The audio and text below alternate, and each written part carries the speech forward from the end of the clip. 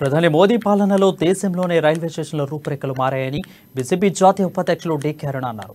సామాన్యులు అధికంగా ప్రయాణించే రైల్వే స్టేషన్లు కూడా విమాన స్టేషన్లకు ధీటుగా అభివృద్ధి చెందిన ఘనత పీఎం మోడీకే దక్కుతుందని అన్నారు. అయితే అమృత్ భారత్ స్టేషన్ల పథకంలో భాగంగా ఎంపికైన మహబూబ్ నగర్ రైల్వే స్టేషన్ను ప్రధాని మోదీ వర్చువల్గా శంకుస్థాపన చేశారు. ఈ కార్యక్రమంలో ఎంపీ మన్నె శ్రీనివాసరెడ్డి, డీకే అరుణ పాల్గొన్నారు.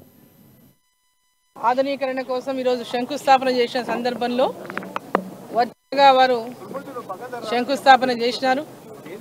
మహబూబ్ నగర్లో ఈరోజు ఏదైతే శంకుస్థాపన జరిగిందో మహబూబ్ నగర్ స్టేషన్ కూడా ఆ శంకుస్థాపనలో భాగంగా రాష్ట్ర వ్యాప్తంగా కూడా 39 రైల్వే స్టేషన్లని సెలెక్ట్ చేసిన నేపథ్యంలో మొదటి విడతగా 21 రైల్వే స్టేషన్లను ఇవాళ తెలంగాణ రాష్ట్రంలో 21 రైల్వే స్టేషన్లకు ఈరోజు శంకుస్థాపన చేయడం జరిగింది.